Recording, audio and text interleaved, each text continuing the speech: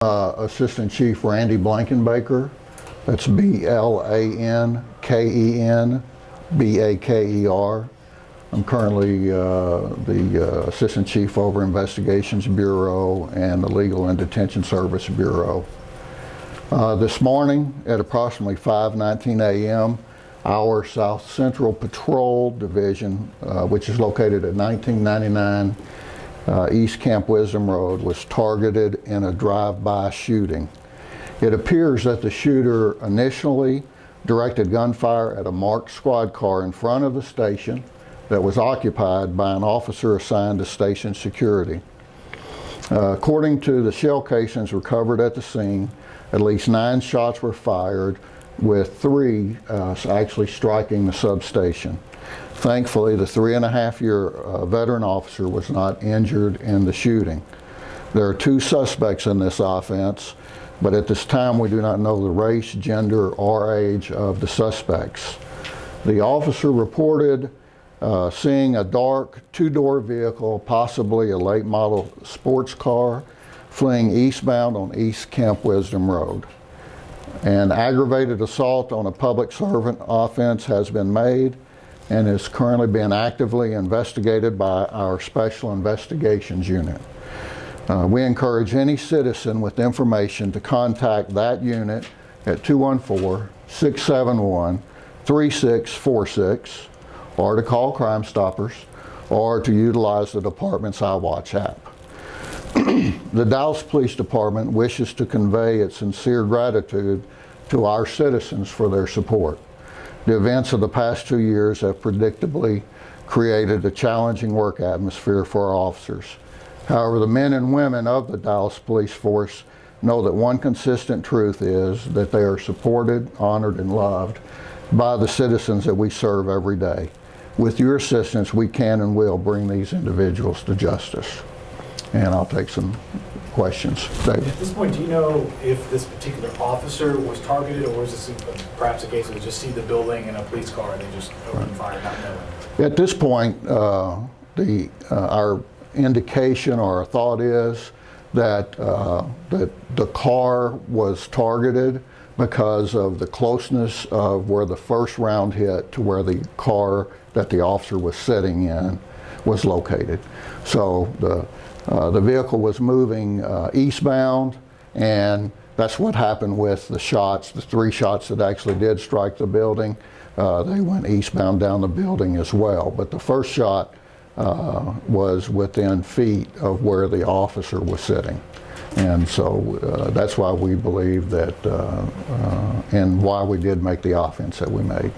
So then did it seem like it was initially targeting the vehicle and then they just continued to fire at anything as they kept moving, or did they seem to keep their direction of shooting at the vehicle? Kind of based on what we know at this time, it appears as if they just continued to move and shoot.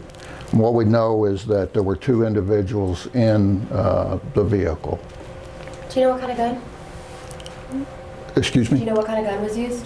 The gun was likely a handgun based on the shell casings, but for investigative integrity, we wouldn't get into specifics on that. Moving forward, what, if anything, changes for you guys in terms of safety? Okay. So what we have to do is we have to continue with the plans that we already have in place. So there have been a number of things that we have worked on, and they actually began here at headquarters. So y'all are quite aware of those when you have to come in each day and go through the security things that we've put in place down there. Those will continue. There are other plans for headquarters that are still being worked out. And then an event like this will oftentimes cause us to revisit what we need to do at the stations as well. So obviously the reason why this officer was where he was at was to help with station security.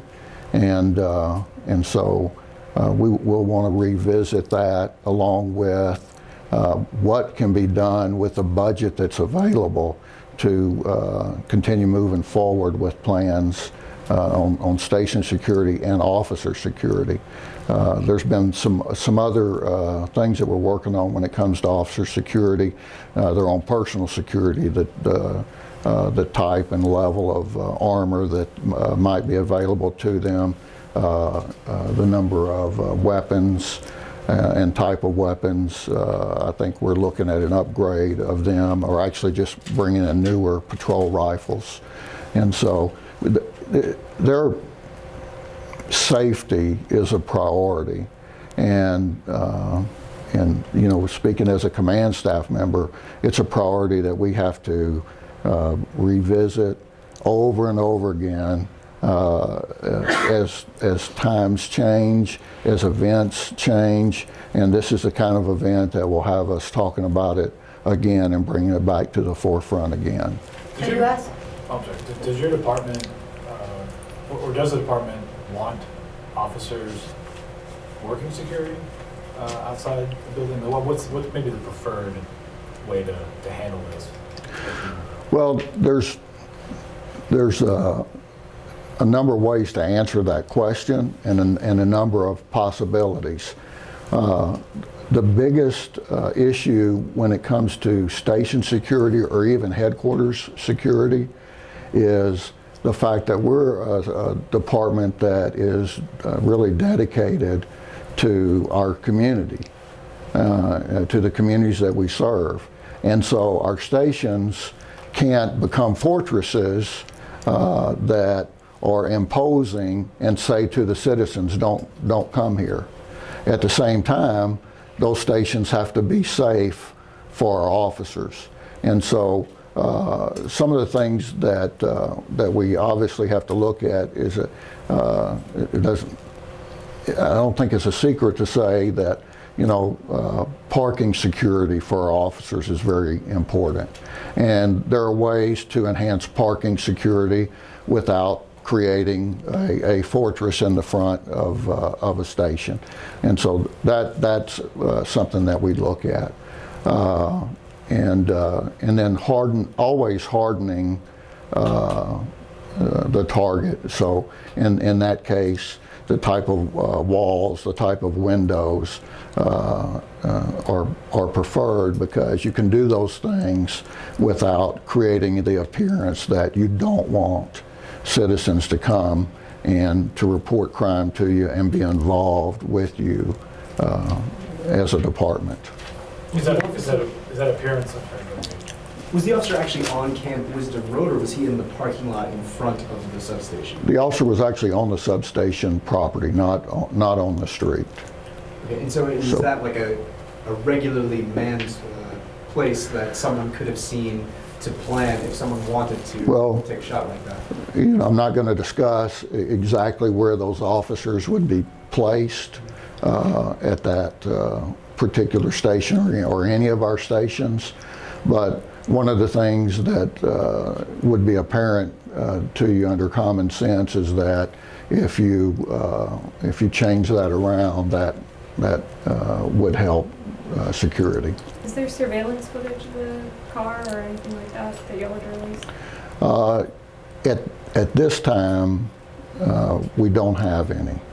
So one of the things obviously that we will do, if you know that area of Camp Wisdom Road, it's, you know, one of the few things out there is the substation and a new dart rail that's coming through.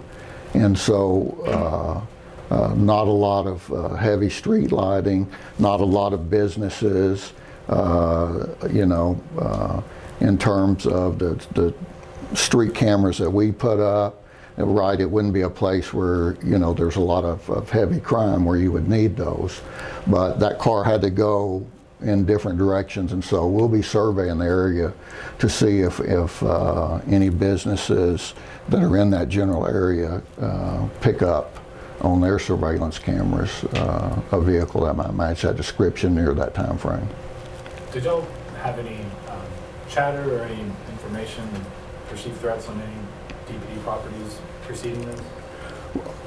At this time, our intelligence is telling us that they hadn't seen anything specific to DPD in the recent, and by that I mean very recent, last couple of days. Okay, so I think it goes without saying though that police departments across the country, do have their detractors, as well as Dallas, and so. That's one of the reasons, the things that happened here at headquarters, the events of last July, and now this, that we do have to be diligent in our security. And while I did mention that the working atmosphere is challenging for an officer these days, and so, well, again, let me make the emphasis on those citizens who you can still see by walking out of this building showed us how they loved and honored and appreciated what we do. And that's the way the vast majority of citizens view the police department. And certainly the Dallas Police Department's been at the forefront of reaching out to the community and working to really enhance, improve, change police community relations.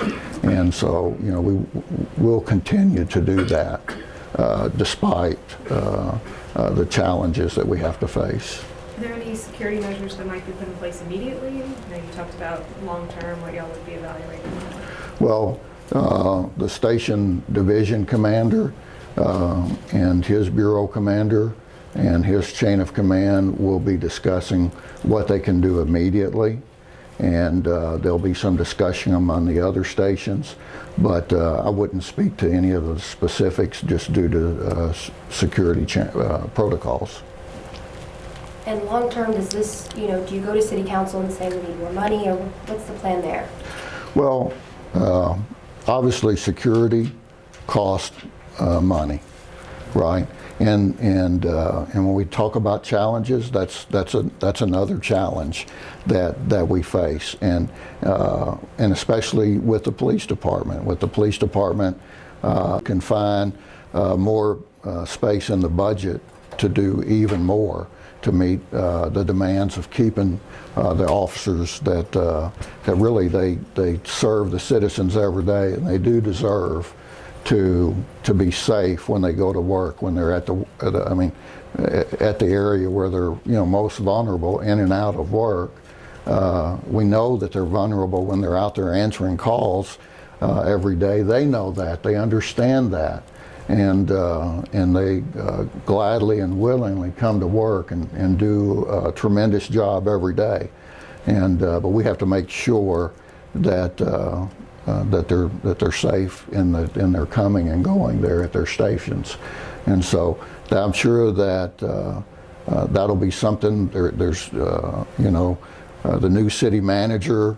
He wasn't here for the event of the headquarters being attacked, and so this is probably something that we'll likely brief him on. And so it adds to his challenges, obviously. And so it will be one of the things that we talk about, where we can find the money and budgets to do the best that we can do.